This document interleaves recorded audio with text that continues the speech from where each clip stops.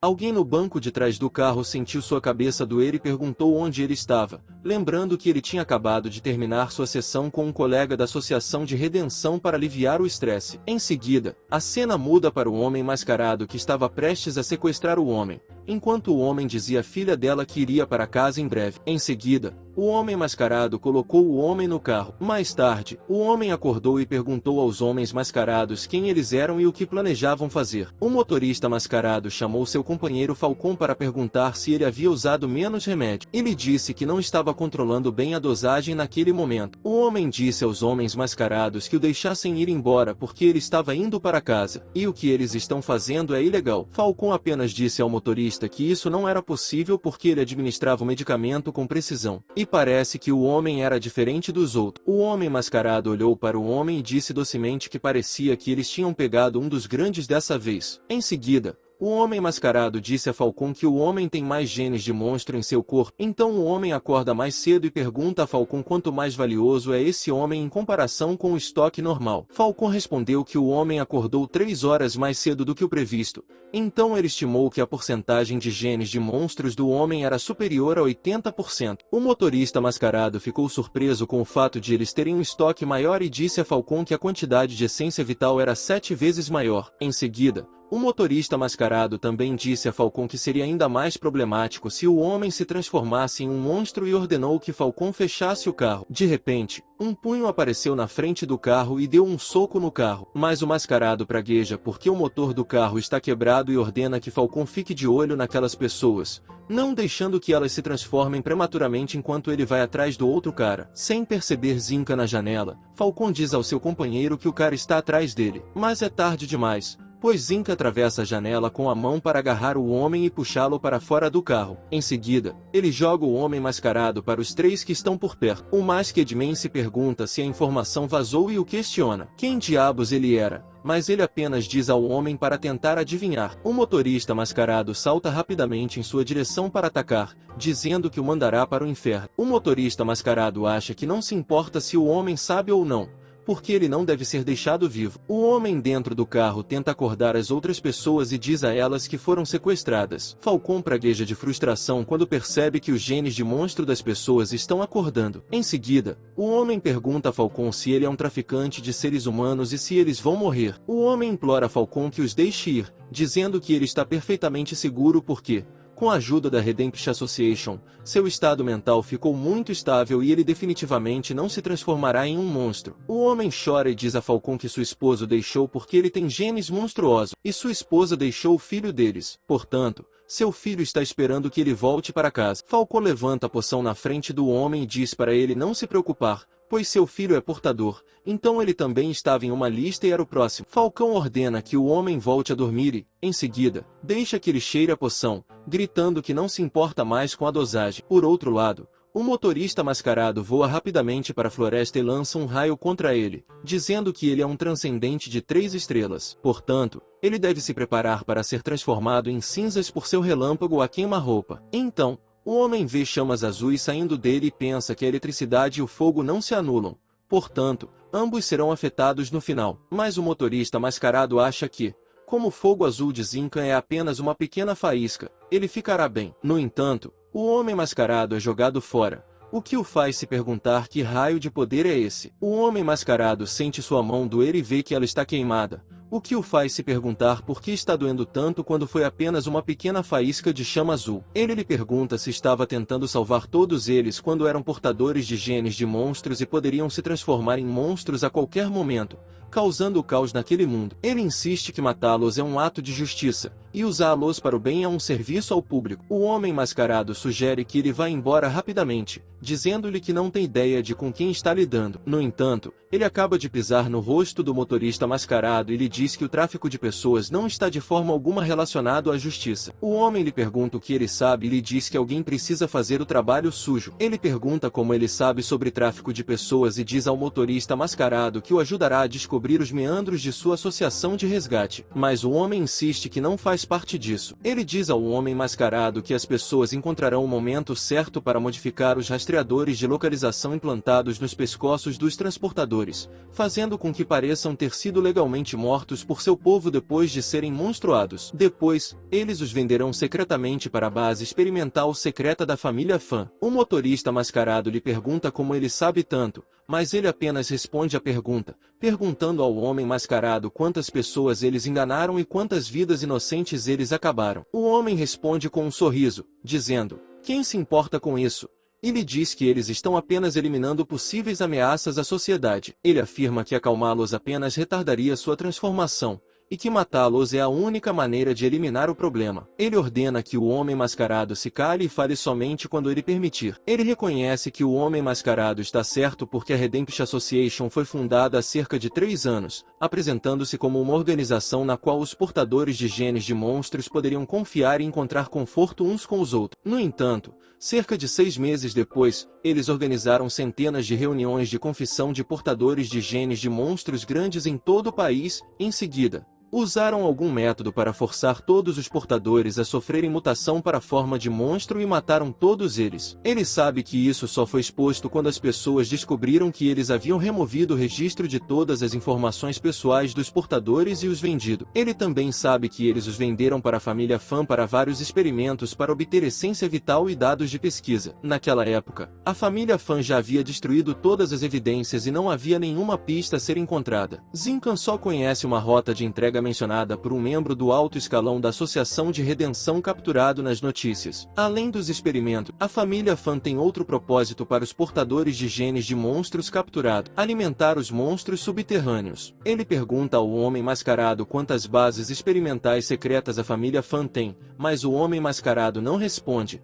Então ele pisa com mais força no rosto do homem mascarado, fazendo com que o homem mascarado grite para que ele pare e não o machuque tanto. Ele responde que se lembrava de que conhecia 2 deles. Ele pisa ainda mais forte no rosto do Masked Homem mascarado enquanto pergunta se ele acha que sua cabeça aguenta se ele continuar tentando enganá-lo dessa forma. O homem mascarado implora que ele pare porque sua cabeça está prestes a explodir e diz que vai confessar. O motorista mascarado confessa que há várias fábricas de monstros e bases experimentais em todo o país, mas ele realmente não sabe quantas existem. Ele pergunta ao motorista mascarado quantas estão perto da cidade Reishu, e o motorista mascarado jura que só conhece um local. Então, ele lhe diz para levá-lo até lá. Ele pergunta ao homem mascarado, que está tentando se levantar, se ele sabe alguma coisa sobre monstros subterrâneos. Mas o homem mascarado lhe pergunta se há algum monstro no subsolo e lhe diz que não há possibilidade de haver monstros embaixo deles. Ele solta o homem mascarado e lhe diz que parece que ele não é de alto escalão o suficiente para receber essas informações confidenciais. Em seguida, ele ordena que o homem mascarado leve até a fábrica de monstros. Enquanto se afastava, o homem mascarado liberou seu raio,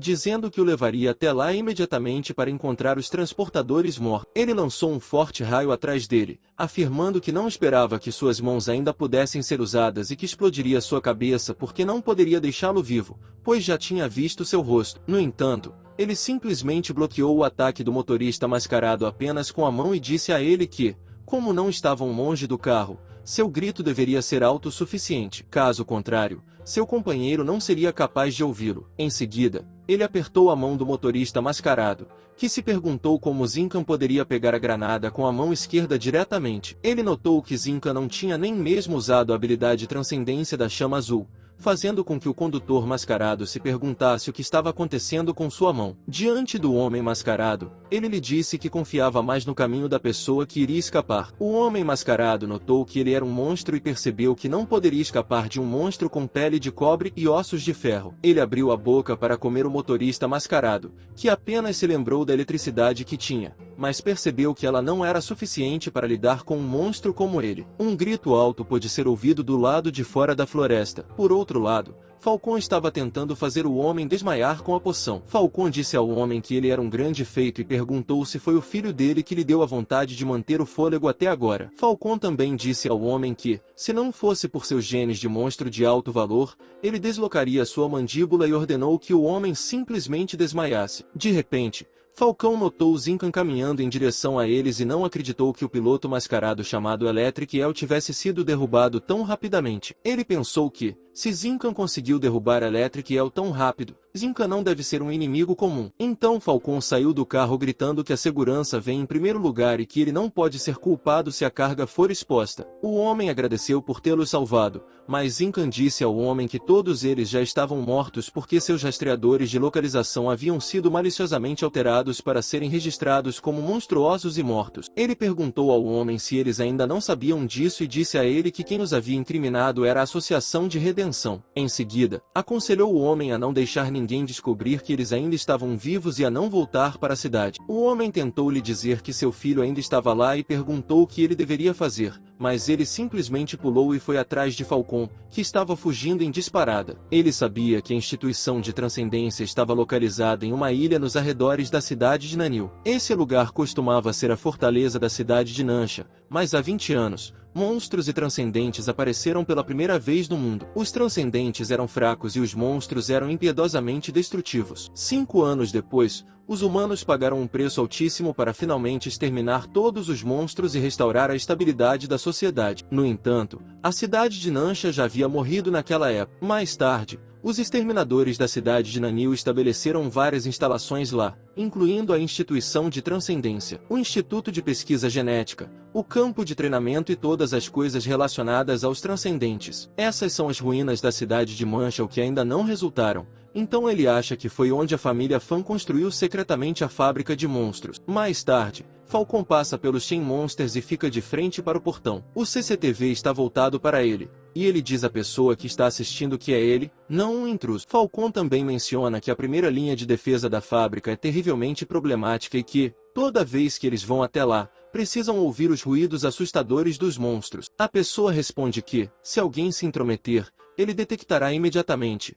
E mesmo os transcendentes com a habilidade de invisibilidade não escaparão do olfato do monstro. Em seguida, a pessoa pergunta a Falcon o que aconteceu com o carregamento dessa vez, onde estava a Electric Eel e se algo havia acontecido. Falcon responde que estava prestes a perguntar a mesma coisa. E então ele pergunta se houve um vazamento de informações porque alguém foi até lá e causou problemas. Falcon diz à pessoa que o Electric Eel provavelmente está morto neste momento, mas, felizmente, ele percebeu que algo estava errado logo no início e abandonou o carregamento para voltar correndo. Falcon grita para a pessoa que o tempo está se esgotando. Portanto, ele deve abrir a porta porque precisa perguntar ao supervisor, Sal, o que está acontecendo. A pessoa pragueja de frustração e pergunta se ele tem certeza de que ninguém o seguiu até lá. Falcon responde que ele é um transcender elementar do vento com classificação 3 estrelas, portanto ninguém pode acompanhá-lo, a menos que a pessoa tenha um faro muito bom. Ele diz à pessoa que, mesmo que alguém o tenha seguido até lá, ela não conseguirá passar pela primeira linha de defesa. Portanto, se essa pessoa vier, ela será apenas alimento para os monstros. Em seguida, a pessoa abre o portão. Um momento depois, o guarda vê uma sombra passar na primeira linha de defesa e pergunta como isso é possível se os monstros não fizeram nenhum som. O homem decide verificar outros monitores,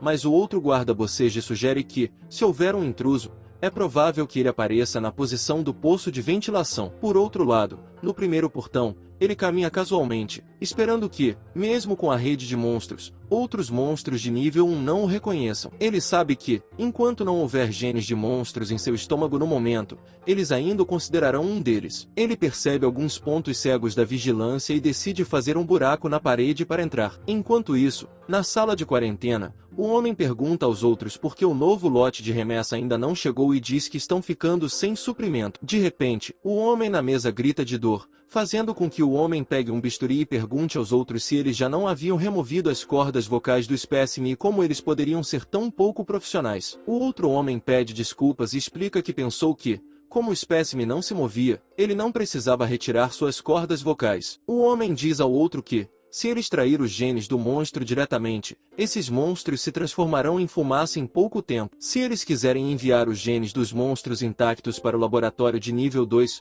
precisarão manipulá-los primeiro. O homem diz ao outro pesquisador que eles devem remover os genes dos monstros enquanto eles ainda estão vivos, sem deixá-los morrer, pois seus corpos são recipientes para eles. Mesmo que percam os membros, eles não se transformarão imediatamente em monstros, mas fazê-los fazer barulho ainda é um grande incômodo. O pesquisador concorda com isso. O homem abre a boca do espécime enquanto explica ao pesquisador que o manuseio do material deve ser feito com o máximo de cuidado, sem um único erro. Ele diz ao pesquisador para não causar problemas a outros pesquisadores, com o que o pesquisador concorda. O espécime implora ao homem, oferecendo tudo, menos suplicar que poupe sua esposa porque a quantidade de genes de monstros em seu corpo é extremamente baixa e, em teoria, é muito difícil que sua esposa se torne um monstro. De repente, eles ouvem um som de batida, fazendo com que o homem e o espécime olhem para o lado cheio de pessoas portadoras de genes de monstros. O espécime vê sua esposa lá dentro, o que o faz chorar e jurar ao homem que vai matar todos eles. O espécime declara que todos eles morrerão miseravelmente e nunca encontrarão paz na vida após a morte. O homem pergunta ao pesquisador se ele viu isso e explica que, se outros pesquisadores enfrentassem uma situação como essa,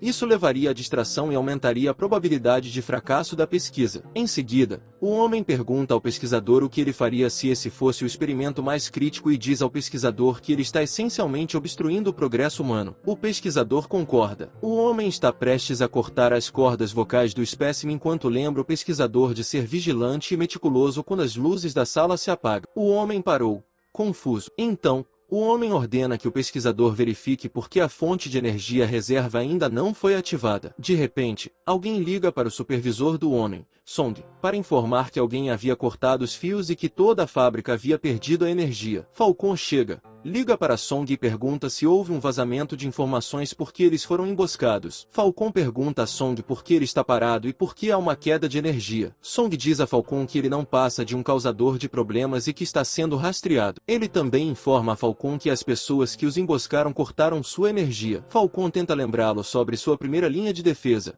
mas Song ordena que a segurança inicie um alerta de nível 1. Em seguida, Song disca números enquanto pensa que a Monster Factory foi infiltrada por um indivíduo misterioso, e eles devem notificar os superiores imediatamente. Song discou para alguém da família de fãs e estava prestes a informar que a fábrica de monstros número 3 parecia ter intruso. De repente, alguém quebrou o telefone de Song a tempo, fazendo-o gritar que o homem estava lá. Falcon diz a todos que o homem definitivamente o seguiu até lá e acha que o homem deve ter um desejo de morte. Em seguida, os guardas aparecem e pedem instruções a Song. Ele ordena que encontrem o intruso, e eles concordam. No entanto, alguém expulsa todos os guardas. Zincan diz a eles que seus corpos, mentes e até mesmo suas almas têm um cheiro horrível, e que seu lanche noturno é muito nojento. Song pergunta se ele veio buscar os portadores de genes de monstros e diz que ele é arrogante. Song também diz que esses portadores de genes de monstros são uma ameaça à sociedade, mas que eles podem torná-los úteis. Já que ele não entende nada e entra lá para atrapalhá-los, é melhor ficar e ser objeto de estudo deles. Song o provoca dizendo que os guardas de segurança não servem para muita coisa,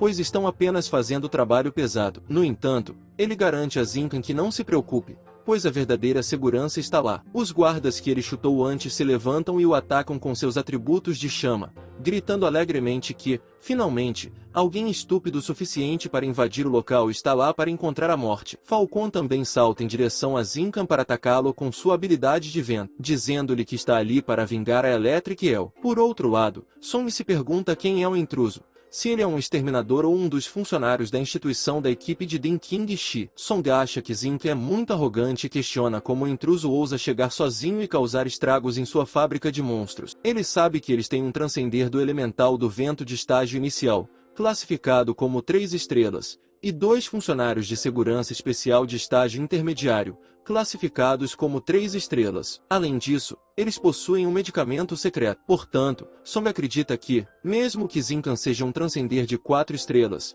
ele terá de ficar lá para que eles possam extrair sua cadeia genética transcendida. Falcon usa seu redemoinho, e os 2 guardas usam seus cajados flamejantes para atacá-lo junto, mas ele os bloqueia usando sua chama azul. Eles o provocam dizendo que ele tem muita habilidade para conseguir bloqueá-la e perguntam se ele não sabia que eles têm um laboratório dedicado ao estudo do elemento fogo. Eles lhe dizem que seus ataques atribuídos ao fogo são como se ele estivesse tentando exibir uma espada na frente de Guan Yu. Os guardas olham para seus cajados em chamas e sentem que algo não está certo. Falcon diz aos guardas que usou sua habilidade transcendida para invocar um redemoinho e pergunta pergunta a eles por que parece que as chamas azuis de Zincan o absorveram. Um dos guardas pergunta a Falcon se ele está brincando com ele, e o outro guarda diz a Falcon que Zincan deve ter aprendido algum tipo de mapa astral elementar autodestrutivo. Em seguida, Falcon é arremessado com força contra a parede e diz a Zincan que ele precisará de pelo menos 100 dias para se recuperar de um ferimento tão grave causado por ele mesmo, o que significa que foi o poder de sua habilidade de autodestruição. Falcon sabe que ele está familiarizado com esse tipo de movimento porque é o mesmo para os genes transcendidos,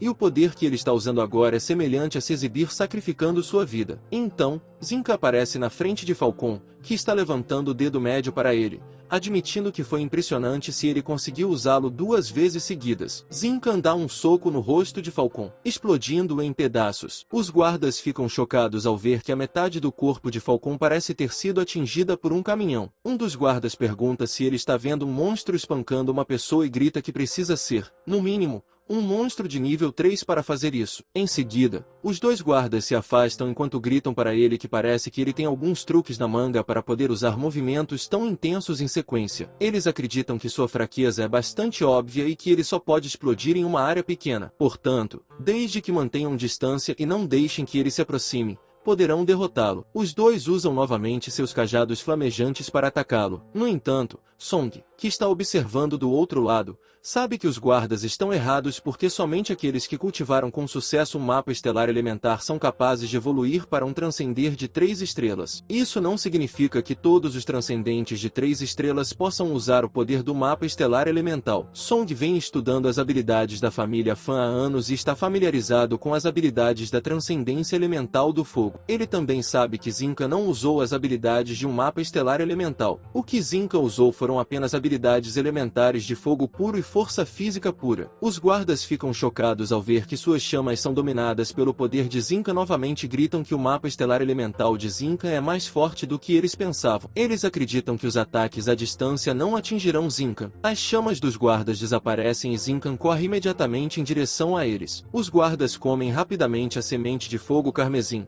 pensando que precisam ficar de cama por meio mês novamente. Song fica chocado ao ver os guardas usando a semente de fogo carmesim, sabendo que ela é o trunfo da Monster Factory. É uma droga desenvolvida pela família Fan usando a chama eterna encontrada nas profundezas do subsolo. Ele pode aumentar temporariamente o poder das chamas para os transcendentes do elemental do fogo, permitindo que os transcendentes classificados com 3 estrelas cheguem ao nível de 4 estrelas. Um dos guardas gritou surpreendentemente que podia se sentir cheio de poder destrutivo, enquanto Song pensava que lidar com intrusos agora deveria ser um passeio no parque para aqueles guardas que comeram a semente de fogo carmesim. No entanto, Song acredita que, se não estiver enganados, Incan parece possuir uma chama muito parecida com a que a família Fan tem buscado. Song se lembra de que, após pesquisas contínuas na tentativa de dominá-la completamente, eles esperavam usá-la para romper o poder do gene 90% transcendido e a chama eterna que existe no subsolo. Então, Zincan dá um soco no rosto de um dos guardas,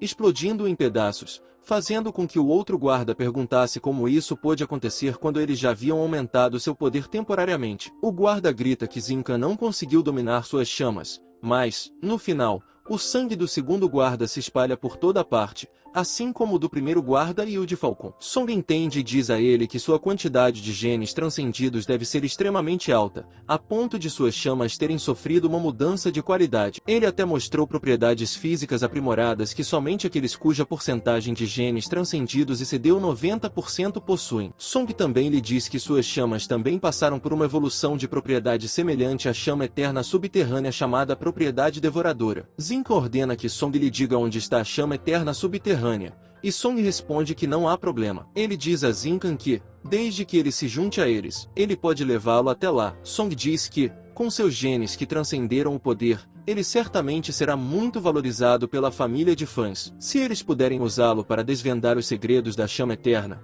poderão fazer uma contribuição significativa para esse mundo. Song o convida para se juntar a eles e se tornar grande junto com eles. Mas ele diz a Song que já matou seu pessoal. Song lhe diz que ninguém se importa com o pessoal de segurança e que, desde que os pesquisadores estejam bem, eles não têm problema algum. Song também garante a ele que não se preocupe, pois a família de fãs não se importaria em perder alguns soldados de baixa patente. No entanto, ele esclarece a Song que queria dizer que todos estavam mortos, inclusive todos os seus pesquisadores. Em seguida, um monstro mata o pesquisador que tentava fugir atrás dele. Ele explica a Song que acabou de libertar todos os monstros de seu cativeiro e selou todas as portas que davam para o exterior. Os monstros só podem caçar lá dentro. Ele diz a Song que eles forçaram todos eles a se transformarem em monstros e que agora esses monstros vão devorar todos eles lá. O que é justo? Song grita em pânico e lhe diz que ele também é um maldito humano. Em seguida, Song lhe pergunta se ele também não é um transcendente e lhe diz que esses portadores de genes de monstros são a escória da sociedade. Portanto, o que eles fazem ao realizar pesquisas sobre eles é como reciclagem. Song, trêmulo, pergunta a ele o que há de errado com ele e como ajudá-los o beneficia. Ele coloca seu braço demoníaco sobre o homem na mesa, dizendo a Song que é justo se vingar de seus companheiros. Em seguida, ele fecha os olhos do homem enquanto lhe diz para descansar bem e promete ao homem que o ajudará a se vingar da família Fan, fazendo com que o homem feche os olhos pacificamente. Em seguida, ele agarra Song pelo pescoço e o levanta, enquanto Song lhe pergunta se ele estava louco e lhe diz que eles, os Transcenders, são seus companheiros. Ele ordena que Song lhe diga a localização da chama eterna, caso contrário, ele se arrependerá de estar vivo. Psa-1 respondeu que diria e pediu que o deixassem pensar um pouco. Então, Psa-1 começou a lhe dizer que a chama eterna subterrânea estava no local, mas antes que Psa-1 pudesse terminar, ele interrompeu, dizendo a Psa-1 que ia dizer que estava na fábrica de sucata de algodão de Nansha. Em seguida, ele acusa Psa-1 de inventar mentiras e perder tempo, mas reconhece que alguma verdade escapou, como o fato de que deveria estar muito quente, mas está muito frio. A julgar pela expressão de Psa-1, ele acha que acertou em cheio. Depois, ele também diz a Song que seu conhecimento sobre a cidade de King Shou é mais profundo do que ele imagina e sobre a forma como o lugar se transformou. A família de fãs não poderia estar no escuro. Portanto, sua demora é para esperar por reforços. Mas ele também estava esperando por seus reforços. E ele sabe que, quando eles vêm a um lugar tão discreto como aquele para receber reforços, é melhor não fazer muito alarde. E ele tinha certeza de que a pessoa que estava chegando devia ser um transcender de classificação 4 estrelas. Song, aos gritos, pergunta o que ele quer, mas ele apenas oferece a Song que adivinhe o que ele quer. Song lhe pergunta que mapa estelar elementar ele cultivou e por que aqueles monstros não o devoram. Mas ele apenas diz a Song que parece ter visto um monstro. Em seguida, ele aperta a cabeça de Song, fazendo-a explodir, enquanto pergunta se ele já não havia adivinhado e diz que o que estava em sua mente estava correto. Então ele realmente não conhecia nenhum mapa estelar elementar. Então ele olha para cima, sentindo o cheiro de poderosos genes transcendidos vindo de cima, e sabe que, desde aquele monstro, a fábrica de monstros agora está cheia de monstros. A outra parte não entrará tão precipitadamente, e a saída fica naquela pequena área. Portanto, se ele sair por ali, definitivamente não conseguirá evitá-lo. Ele também sabe que Man só precisa esperar a presa chegar até ele. Ele também sabe que Man só precisa esperar que a presa venha até ele.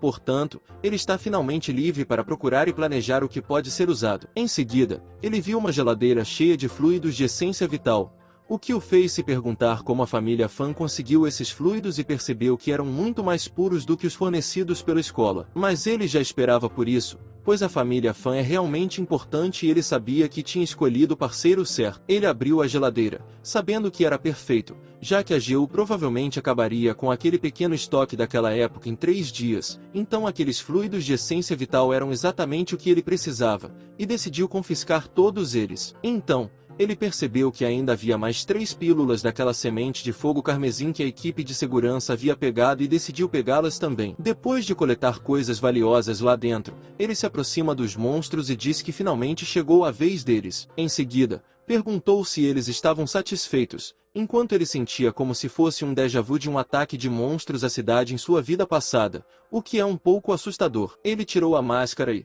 sorridente, cumprimentou seus companheiros, dizendo-lhes que o deixassem mandá-los embora. Em seguida, ele transforma sua boca em uma boca de monstro e diz aos monstros para entrarem em seu estômago. Depois de devorar todos os monstros, ele coloca uma caixa enorme no chão e decide fazer as malas e voltar para casa, com a barriga cheia e bem hidratada. De repente, ele sente o cheiro de algo e percebe que não está sozinho. Abruptamente, um homem aparece diante dele, dizendo-lhe que estava esperando há muito tempo. Ele comenta sobre a crueldade de deixar os monstros devorarem todo o instituto de pesquisa na fábrica de monstros. O homem também lhe diz que inveja a chance de testemunhar tal festa com seus próprios olhos. Agora, ele exige uma recompensa e ordena que ele se ajoelhe. Com o poder girando ao seu redor, o homem afirma que, como ainda não se divertiu muito, terá de se satisfazer com ele. Ele diz ao homem que nunca esperou que o transcendente de 4 estrelas que chegou fosse alguém que ele viu nos noticiários, um falecido, aliás, um transcender do elemental da Terra. Ele havia despertado sua habilidade gravitacional depois de evoluir para o nível 4 estrelas. Ele também conta ao homem que usou suas habilidades transcendentes para assassinar brutalmente um total de 13 mulheres. Uma equipe de exterminadores da classe S fez uma emboscada e o eliminou no bar naquela época, mas a família Fan realmente joga sujo, recrutando alguém como ele. O homem, irritado, lhe diz que acompanha os acontecimentos atuais e pergunta se isso significa que ele entende sua situação atual. Isso significa que, ao conhecê-lo, seu pesadelo está apenas começando. Então, o homem levanta os pedaços do chão com seu poder e lhe diz que, como ele já o conhecia, deveria saber que, nas próximas horas, iria esmagá-lo ali com sua gravidade. Ele romperia seus tendões e ligamentos, e assim como aquelas mulheres, estaria chorando e implorando por misericórdia no chão. Então o homem o apertou com um enorme bloco de pedras enquanto gritava, ordenando que ele implorasse por uma morte rápida, e que gritasse mais alto porque ele não conseguia ouvi-lo através das pedras. Mas ele acabou de liberar sua chama azul, e o homem percebeu que as chamas azuis podem realmente bloquear suas lâminas de terra, mesmo na condição de seu primeiro nível de terra pesada. O homem percebeu que não era de se admirar que ele tivesse ousado se infiltrar sozinho na fábrica de monstros e reconheceu sua força como um formidável transcendente de 3 estrelas, pensando que isso lhe proporcionaria alguma diversão. Então, usando sua vida elementar, o mapa estelar de terra pesada e o segundo nível de gravidade pesada, o homem tentou esmagá-lo. No entanto, ele permaneceu ileso dentro das pedras, percebendo que, mesmo com a chama do Senhor, ele não conseguia romper as habilidades transcendentes do homem. A disparidade entre as classificações de 3 e 4 estrelas era evidente, fazendo imaginar quantos níveis de gravidade o homem ainda não havia usado. Ele achou que isso era perfeito, pois o homem seria um bom chamariz. Espiando pelo buraco, ele chamou o homem de pervertido e sugeriu que ele conservasse um pouco de força para escapar mais rápido. Provocou que morrer rápido demais seria muito fácil para ele. O homem, rindo, respondeu que quanto mais duro ele fala, mais ele gosta, e o desafiou a ver quanto tempo ele conseguiria suportar antes de implorar por misericórdia. Então, com um soco, o homem o mandou para baixo do chão, gritando que quanto mais tempo ele aguentasse, melhor. A expressão do homem mudou, no entanto, ao sentir a aura de um monstro de nível 3 liberada por ele. Ele emergiu do chão, transformando sua mão esquerda em uma forma extrema. O homem, sentindo uma aura forte, se perguntou em voz alta o que Zinka havia feito atrás dele. Enquanto olhava para trás, ativando sua defesa absoluta da terra pesada de nível 3, o homem tentou bloquear o ataque com sua defesa de pedra, mas sua garra foi perfurada e algo emergiu de sua mão, prendendo-se às costas do homem. O homem revidou com pedras afiadas, perguntando de forma zombeteira se ele estava tentando arranhá-lo e dizendo que não conseguia nem sentir. Ele também provocou, perguntando se ele estava tentando escapar enquanto não estava olhando, e declarou que, sob sua pressão gravitacional, era impossível escapar. Ao vê-lo longe, o homem perguntou por que ele estava retirando toda a sua aura tão repentinamente e se estava desistindo, expressando desapontamento por não ter tido a chance de ficar animado. Ele simplesmente respondeu que estava desistindo, mas, na verdade, ele estava envolvendo seu corpo com 1% de seu poder transcendido elementar de metal, esforçando-se para evitar que qualquer vestígio de poder genético de monstro vazasse. De repente, o chão tremeu, levando o homem a questionar se havia um terremoto ou algo emergindo do subsolo. Enquanto isso, ele implorou ao dragão da morte que não o notasse, sabendo que suas gavinhas estavam sobre o homem e o haviam cercado com seu cheiro. O homem olhou para o chão e usou seu terceiro nível de morte pesada, a fortificação da terra. De repente, um dragão de terra emergiu do subsolo. O homem gritou que não conseguiria segurá-lo e questionou sua sorte. Em pânico, ele aterrissou longe do dragão terrestre. Perguntou-se por que tal criatura estava ali e percebeu que era de fato um dragão terrestre, o que explicava por que suas defesas haviam falhado. O dragão terrestre olhou furiosamente para o homem, o que o levou a perguntar por que estava olhando para ele daquela maneira. Suando de medo, o homem viu o dragão de terra balançar a cauda para atacar. Apavorado, ele perguntou se a coisa estava vindo para ele e depois fugiu. Ele se perguntava com quem poderia argumentar sobre essa situação. Ele se lembrou de que Zinka havia acabado de lhe dizer para se conter para que ele pudesse correr mais rápido, enquanto o dragão da terra o perseguia. O homem percebeu que isso era obra de Zinka, mas se perguntou como Zinka havia conseguido. Enquanto isso, O infrator se despediu gentilmente do homem que estava sendo perseguido. Em seguida, ele levantou sua enorme caixa, pensando que finalmente estava sã e salvo, e sabia que o próximo passo cabia àqueles caras que estavam olhando para longe. Ele disse aos exterminadores que havia revelado gradualmente o tumor do apocalipse do futuro, um ano antes de todos eles, e que agora tudo o que eles tinham de fazer era removê-lo. Por outro lado, o homem informou aos outros exterminadores que o alvo estava se aproximando a 500 metros e perguntou a Guanqi se ela poderia fornecer mais informações, e se havia alguma outra equipe para ajudá-los. Ela respondeu que, para conter o dragão da Terra, a equipe dele já era suficiente, e ordenou que preparassem a formação vinculante porque, nesta noite, eles teriam a honra de ser os primeiros em Oasia a derrotar o dragão da Terra. Em seguida, o homem apontou para o dragão terrestre. Em um sussurro, disse a Guanqi que até mesmo indivíduos transcendentes de 4 estrelas o evitam. Ele perguntou se ela estava planejando enfrentá-lo sozinha,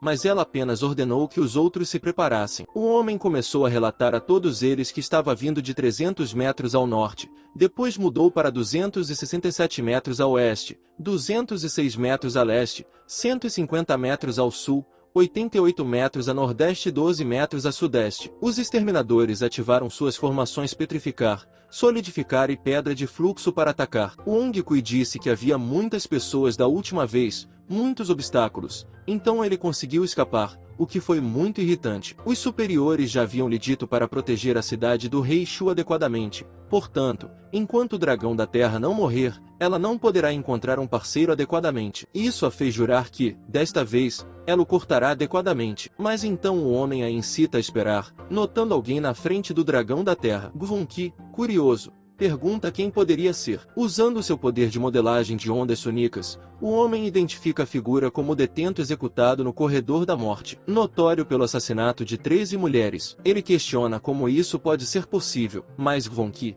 agora ainda mais furiosa, salta em direção a eles, determinada a matar tanto o dragão da terra quanto o assassino. Ela ativa seu dragão de água e corta o caminho do dragão de terra. O homem, inicialmente surpreso com o fato de alguém estar vindo em seu auxílio, percebe rapidamente que eles também pretendem matá-lo. Ele prontamente usa seu EAV-ARF de 4º nível e Absolute Defense de 5º nível para se proteger. Ele prontamente usa sua terra pesada de 4º nível e defesa absoluta de 5º nível para se proteger. Os golpes de água de Guanqi cortam o dragão da terra, forçando o homem a ser jogado para o lado. O dragão da terra revida, mas Guanqi, aparecendo por trás dele, desce seu golpe de água, ordenando que ele coma seu golpe. Enquanto Guanqi está ocupado com o dragão da terra, o homem pensa em sua sorte ao encontrar pessoas que o querem morto. Ele começa a fugir, percebendo que não saberia como escapar do dragão se eles não tivessem chegado. Mas ele para, ponderando sobre a dificuldade de lidar com Fanzan, porque agora que ele falhou em sua missão. De repente, uma boca enorme surge embaixo dele e o engole inteiro enquanto ele está perdido em pensamentos sobre outro dragão da terra. Huangkui vê isso e exclama que outro dragão da terra apareceu. Ela observa o que está lutando reviver e se pergunta o que ele está consumindo no subsolo. Ela se pergunta se é uma das poucas criaturas de evolução anormal, como sugeriram os especialistas, porque há 2 deles. Quantos mais podem estar no subsolo e o tamanho real dessa criatura? Ela não tem certeza se alguém viu sua cauda. Ela ordena que os outros o controlem e não o deixem escapar, prometendo cortá-lo até que esteja morto. O homem, em pânico, chama Guanqi, avisando-a para não pular na boca do dragão terrestre devido aos seus dentes incrivelmente fortes. Guanqi simplesmente responde que ele teria que mordê-la primeiro. Ela ativa seu slash dragonizado, que mergulha na boca do dragão de terra, deixando os outros questionando se ela é realmente uma transcender de 4 estrelas ou se o dragão de água de Guanqi ganhou vida. Eles notam que ela está se aproximando do nível 5 estrelas, especulando se estão prestes a testemunhar o primeiro transcender de nível 5 estrelas em Oasia. Os outros exterminadores torceram por ela, e ela sabia que tinham cortado a força vital do dragão da terra, de modo que ele não poderia se regenerar sozinho como da última vez. Então, ela decidiu ver quanto tempo o dragão da terra realmente tinha. Ela sentiu seu dragão de água descer de 10 metros para 20 metros e para 50 metros. Depois, para 100 metros, que continuam, deixando-a surpresa e se perguntando como poderia ser tão longo, e se os genes dos monstros podem até mesmo fazer com que os animais se transformem em monstros tão grandes quanto centenas de metros. Ela sabe que seu poder é insuficiente para explorar mais, mas também sabe que descer pessoalmente é muito perigoso, então não pode continuar enquanto os exterminadores estiverem torcendo atrás dela, pensando que realmente conseguiram. Mas ela fica calada e se pergunta se ele realmente conseguiu matá-lo e se o dragão terrestre é realmente um monstro. Enquanto isso, na residência da família, na base de pesquisa das chamas eternas, o reitor Fan ordenou que a secretária lhe desse o relatório sobre a situação da fábrica de monstros. Em seguida, o secretário informou que as instalações da fábrica de monstros nas ruínas haviam sido completamente destruídas. Nenhum pesquisador do Instituto de Pesquisa sobreviveu, e os membros da Redemption Association responsáveis pelo transporte das mercadorias hoje foram dados como mortos, e o assassino deles está atualmente desaparecido em ação. A secretária também informou ao homem que, de acordo com as informações fornecidas,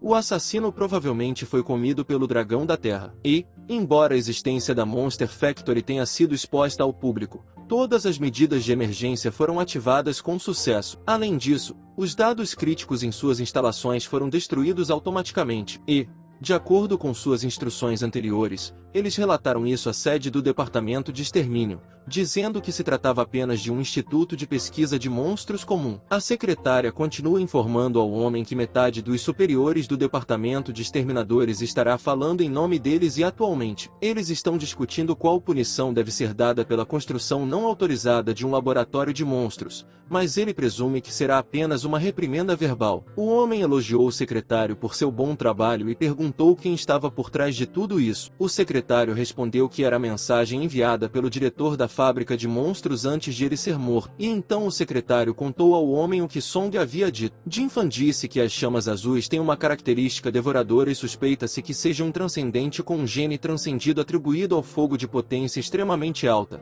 a ponto de se aproximar do nível da chama eterna. Shizai diz a Jinfan que o homem da chama azul é a chave e que ela abriria a flor eterna, e permitiria que eles obtivessem a chave das chamas eternas. Shizai também diz a Jinfan que os poderes transcendentes do atributo fogo estão em sua família há 3 gerações, e eles se esforçaram muito para pesquisar e obter o mapa estelar do elemento fogo mais poderoso que já escavaram, a flor eterna que contém a chama eterna. E, no entanto, nenhum deles transcendeu os genes que estão acima do limite de 90%. É por isso que eles mesmos precisam se esforçar para conseguir isso. Shizai então pergunta a Jinfan se a pesquisa sobre genes transcendidos artificiais foi concluída. Ele lhe diz que, contanto que consigam isolar o gene transcendido da chama azul, ele, sendo o filho legítimo com a maior quantidade de genes transcendidos da família Fan, está confiante de que poderá usar a chave para desbloquear a flor eterna, permitindo que sua família se torne a dinastia absoluta das chamas. A secretária informa ao Deon Fan que sua prioridade atual é localizar o homem da chama azul e pergunta como eles devem começar a investigação. O reitor Fan responde que, como o homem da chama azul é apenas um transcender, eles devem contar com a ajuda dos exterminadores. Ele então ordena que o secretário informe a sede do Departamento de Exterminadores que seu laboratório de monstros foi destruído pelo procurado Chama Azul, que é suspeito de roubar materiais e recursos valiosos. Além disso, ele sugere que o homem da chama azul pode ser o mentor por trás do aparecimento do dragão da Terra, com o que o secretário concorda prontamente. Enquanto isso, Shizai declara à flor eterna que um dia abrirá e recuperará as chamas eternas. Sem que ele saiba, sob a flor eterna e a 5.000 metros abaixo da base de pesquisa das chamas eternas, estão escondidos monstros enormes e um enxame de dragões da terra. Um dos dragões terrestres abre a boca e libera o homem assassino, que questiona seu paradeiro, observando o ambiente pegajoso e sangrento. De repente, um monstro gigantesco abre a boca para devorá-lo. Em pânico, ele se pergunta em voz alta sobre a natureza do monstro, questionando seu tamanho e posição no mundo deles. De repente, o monstro declara que não é quem ele procura, atordoando o homem. Em seguida, o monstro envolve o homem em chamas azuis, concentrando-se em uma pequena gavinha flutuante. Ele comenta que precisa daquela gavinha em particular e a consome, ordenando que seus dragões terrestres se lembrem de seu cheiro. Enquanto isso, de volta ao dormitório, ele caminhava para fora, pensando em como a maioria de seus recursos havia sido escondida para ser retirada quando necessário, para evitar chamar muita atenção. Em seguida, ele entrou no quarto de Shio e lhe entregou uma caixa, ponderando se o dono da cauda que eles encontraram havia percebido que não o estava perseguindo e, Provavelmente, já estava com a ponta quebrada de sua gavinha. Ele disse a Shiu que havia trazido um jantar para ela, uma essência vital de alta qualidade. Depois de experimentá-la, descobriu que uma delas era equivalente a 5 ou 6 das que eles receberam da instituição. Ele pensou que, já que eles podiam rastreá-lo com base em sua aura, ele se perguntou qual seria o próximo passo deles. Se eles enviariam monstros poderosos para encontrá-lo ou se continuariam a usar o disfarce de um dragão da terra para fazer o reconhecimento. Ele especulou que, se continuassem com a abordagem do dragão da terra, eles ainda estariam seguros, e talvez continuassem a espreita por mais um ano antes de entrar em erupção novamente. Ele também considerou que o monstro poderia iniciar um ataque preventivo para evitar que ele ficasse mais forte. Tal ação certamente chamaria a atenção de todos os exterminadores e alertaria o inimigo. No entanto, ele pensou que, se o apocalipse que acabaria com o mundo fosse semelhante a um câncer terminal, seria melhor que o tumor se manifestasse o mais cedo possível. Enquanto isso, as folhas da flor eterna começaram a se quebrar e a desaparecer lentamente. Um dos pesquisadores percebeu isso e alertou os outros que a flor eterna estava se abrindo. Outro pesquisador observou com entusiasmo. O homem sugeriu que, como o diretor Fan tinha acabado de sair, eles deveriam trazê-lo de volta para testemunhar essa descoberta significativa. No entanto, de repente, uma chama azul cortou o homem ao meio e, antes que os outros pesquisadores pudessem reagir, eles também foram cortados ao meio. Mais tarde, alguém esfaqueou o homem na nuca, mas a nuca do homem se transformou em ouro para bloqueá-la. A senhora chamou o homem de capitão,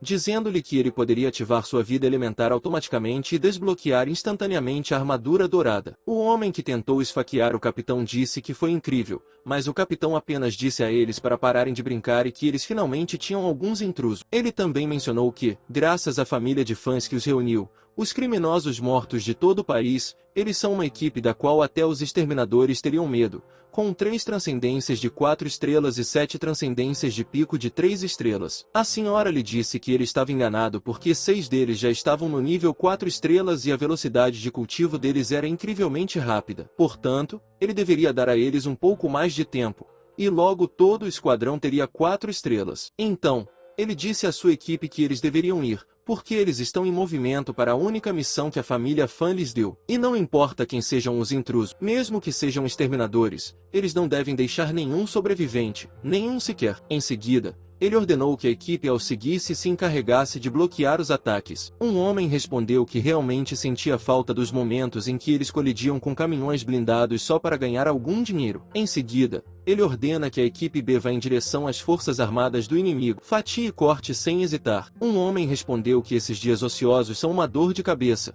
fazendo com que ele sinta que seu corpo está enferrujando. Em seguida, ele ordenou que a equipe C mantivesse o pessoal sob controle e não deixasse ninguém escapar, ao que o líder da equipe C respondeu que tinha entendido. Por fim, ele ordena que o homem chamado que se esconda e vasculhe tudo o que puder encontrar, ao que responde ok e desaparece lentamente. Um momento depois, eles chegaram ao portão do laboratório, e o capitão diz a todos que eles estão lá. Em seguida, ele os lembrou de não se descuidarem, pois quem consegue se infiltrar naquela instalação de pesquisa ultra-secreta não é pouca coisa. Em seguida, o capitão colocou a mão no portão para abri-lo e ordenou que sua equipe preparasse a adrenalina. Em seguida, ele abriu o portão enquanto dizia com confiança à sua equipe que eles deveriam massacrar aquela espelunca. Mas então uma chama azul matou todos eles antes que pudessem entrar completamente no laboratório, fazendo com que estava escondido, não conseguisse acreditar no que estava testemunhando. Depois de sair em segurança do laboratório, que relata a Den que, em um instante, todos se foram e que ele havia escondido toda a sua aura com antecedência,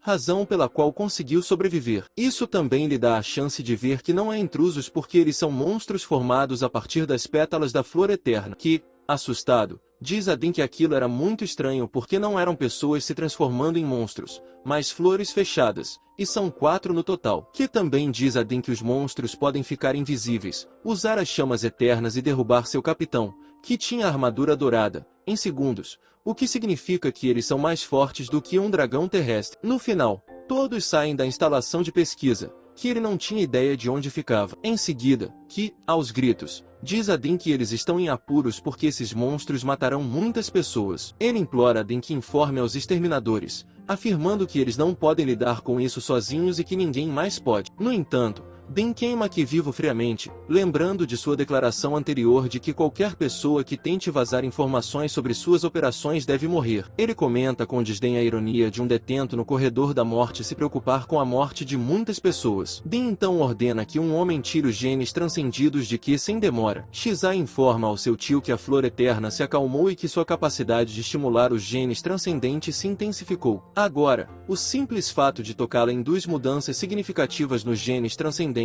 sugerindo que Shizai logo será capaz de avançar sua vida elementar para o nível 4 estrelas e adquirir chamas eternas. Din reconhece a atualização, mas aconselha Shizai a ser cauteloso e evitar contato com a Blossom até que a segurança em torno dela seja reforçada. Din observa que a Everlasting Blossom é uma flor geneticamente mutante, mas não havia previsto sua transformação em monstros móveis. No entanto, ele considera esse desenvolvimento secundário ao fato de que os monstros podem estimular genes transcendidos. Ele acredita que, com tempo suficiente, os membros transcendentes aprimorados da família Fan poderiam se tornar poderosos o bastante para dominar o mundo, vendo isso como um tesouro exclusivo de sua família. Enquanto isso, no dormitório da escola, ele olha para Xiou. Ela pergunta por que ele está olhando para ela com tanta atenção e se ele pretende comê-la novamente. Ele responde que está saciado por esta noite e que levará cerca de 10 dias para digerir tudo. Até lá, os genes de monstro em seu corpo terão atingido o pico de classificação 3. No entanto, antes de evoluir para o nível 4, ele precisa avançar seus genes transcendidos para o nível 3 estrelas. Ele explica a Xiao que a estabilização dos genes de monstro com os genes transcendidos permitirá que ele mantenha seu tamanho dentro dos limites humanos. Mas sua escassez de genes transcendidos significa que alcançar a classificação de 3 estrelas requer meios especiais. Ele então alcança o rosto dela, colocando a mão perto de sua orelha e tocando sua bochecha. Mas sua mão se transforma em uma forma monstruosa e ele libera um tentáculo. Enquanto o tentáculo se move em direção a Jiu, ele sugere que eles tentem e vejam o que acontece. Jiu olha o tentáculo com cautela e pede que ele seja gentil. Ele coloca o tentáculo em seu pescoço, assegurando-lhe que a dor será breve e logo passará. Quando o tentáculo injeta algo em seu corpo, seus genes transcendidos se tornam altamente ativos. Ele fica surpreso com o rápido início dos resultados e a aconselha, com base em sua experiência anterior com o refinamento de eletricidade, a consolidar sua energia, a absorver o poder de seus genes transcendidos e refiná-los completamente. Em seguida, ele a incentivou a continuar absorvendo e explicou que, de acordo com o manual do aluno,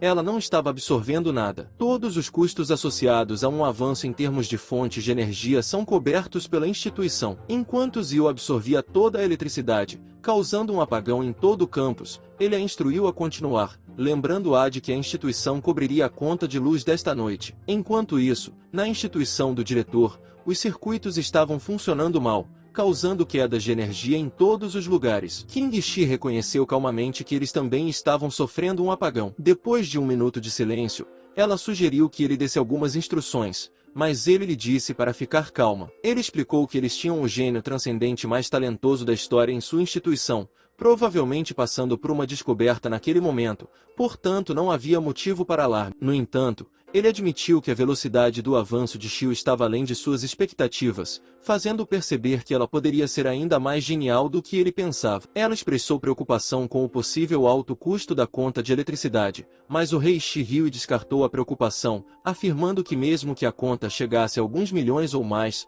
seria aceitável, pois o talento não tem preço. Ele acrescentou que, se as despesas fossem muito altas, a sede do exterminador os reembolsaria mais tarde. Naquele momento, o telefone tocou e ele ficou aliviado com o fato de as linhas telefônicas serem separadas, permitindo chamadas de emergência, notando o logotipo da sede do exterminador no identificador de chamadas. Ele atendeu e foi informado de que havia uma queda de energia em toda a cidade, com toda a eletricidade sendo direcionada para a instituição. O rei Shi explicou calmamente que se tratava apenas de sua aluna, Xiu, que estava passando por uma descoberta. Ele estava prestes a discutir a questão do reembolso das despesas com eletricidade quando o quartel-general do exterminador interveio, afirmando que eles precisavam registrar um relatório primeiro. A instituição de transcendência Nanil está localizada na cidade de Kingu, que fica na zona especial de liberação da cidade de Nanil, abrangendo ambos os lados do rio principal, Essa zona cobre uma área de 36,7 km². Embora a zona de compensação especial seja apenas uma ilha,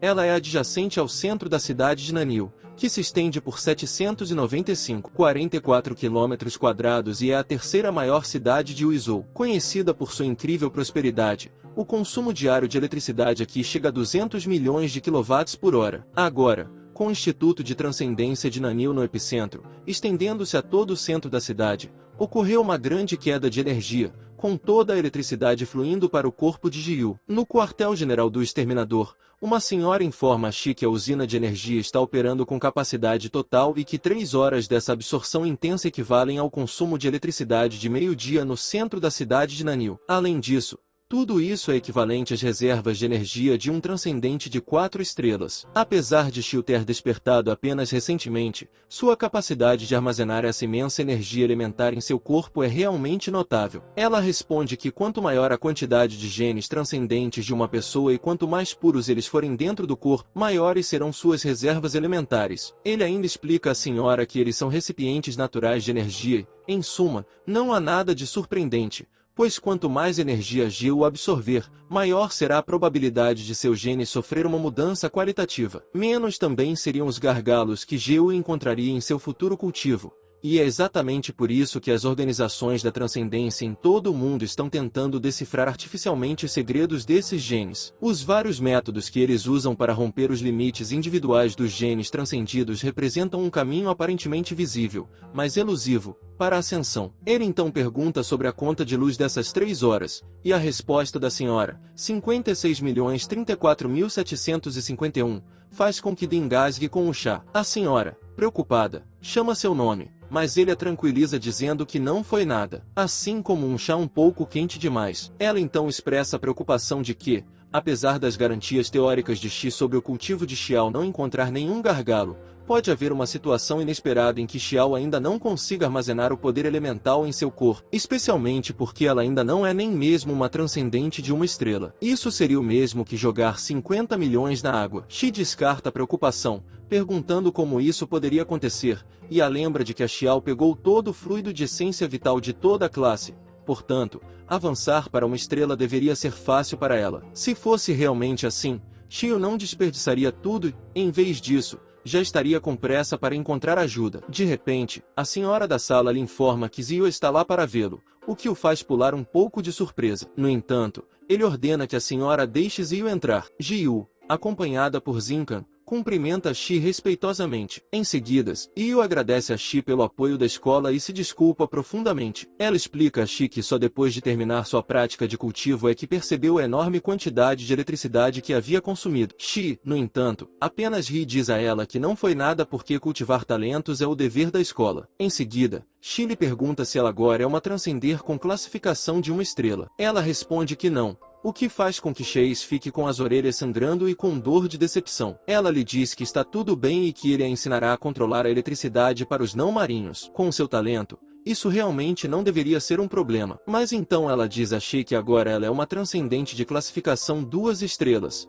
fazendo com que o queijo se levante surpreso. De acordo com a estimativa dele, ela deveria ter avançado para 2 estrelas em algumas semanas. Ele lhe diz que, embora ela não encontre nenhum gargalo, ter muitos genes transcendentes requer tempo para o refinamento elementar. Então, ela pede permissão para examiná-la, e um enxame de galhos aparece do nada, fazendo-a se perguntar quando esses galhos apareceram ao redor deles. Ela percebe que eles são totalmente invisíveis, sem nem mesmo um fio de movimento, como se sugerissem que não representam ameaça, o que a faz pensar que esses galhos devem ser extremamente formidáveis. Os galhos tocam suavemente seus dedos e sua testa, permitindo que Shi veja que seus genes transcendidos estão excepcionalmente ativos no momento, acelerando muito a velocidade de seu refinamento elementar. Os galhos se retiram quando Shi se senta novamente em sua cadeira e explica a Xiu que geralmente há 2 razões para o aumento da atividade dos genes transcendentes: lutar contra monstros e emoções intensas. Ela diz a Shi que suas emoções estão extremamente intensas no momento. Shi olha para ela em silêncio por um momento,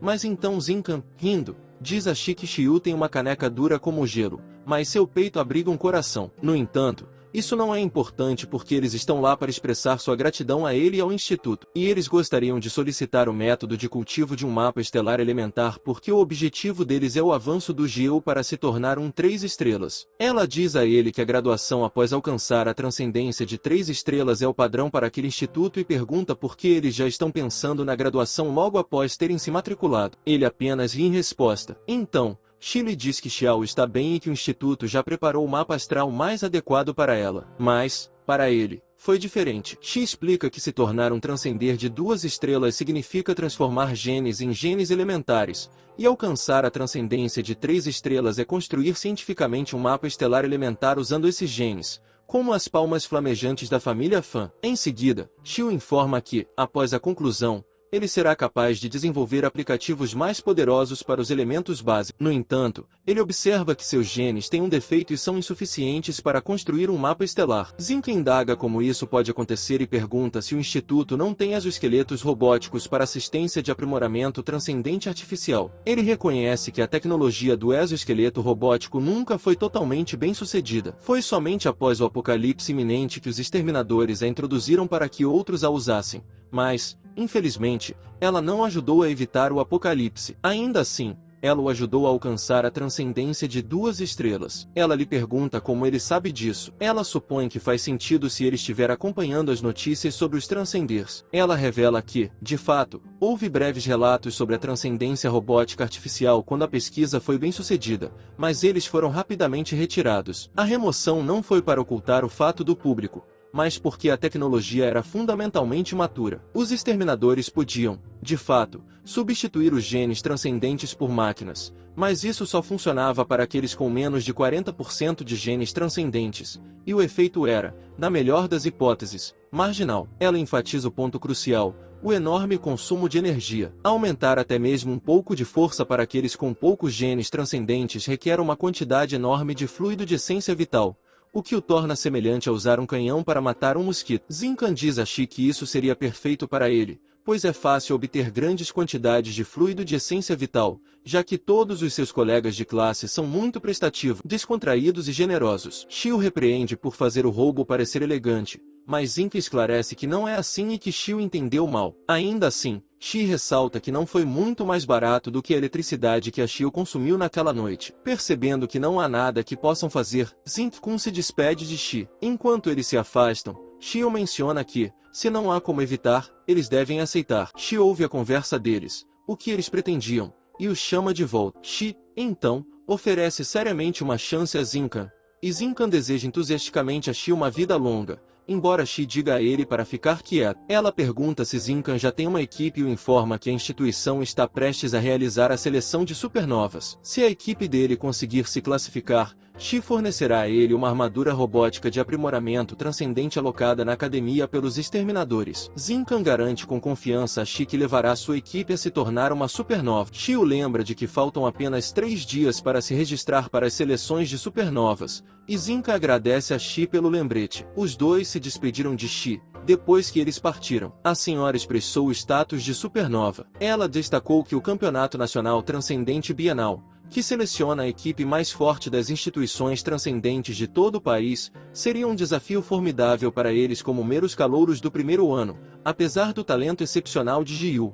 A senhora então perguntou se o otimismo de Shi estava enraizado no talento inigualável de Jiyu. Ela a encarou corretamente, afirmando que não era Jiyu, mas o indivíduo ao seu lado, sugerindo Zinkan, que tinha potencial. Ele lembrou a senhora da época em que o velho Fanzão Ai tinha reservas quanto à inscrição de Zinkan devido aos seus quase insignificantes genes transcendentes de 1%. Apesar do ceticismo, devido aos genes transcendentes praticamente indiscerníveis de Zinkan, ele foi autorizado a participar da prova final, na qual foi aprovado. Shi sugeriu que as anomalias de Zinkan, evidentes em seus dados de condicionamento físico do ensino médio, sugeriam segredos não revelados, levando Shi a afirmar que as capacidades de Zinkan não deveriam ser subestimadas. Surpresa com o foco de Shi em Zinkan, a senhora questionou a direção da pesquisa dele, sabendo que seus principais interesses estavam nos genes dos monstros e nas anomalias associadas a eles. Shi, poupando os detalhes, mencionou que havia designado Zink para uma tarefa aparentemente intransponível,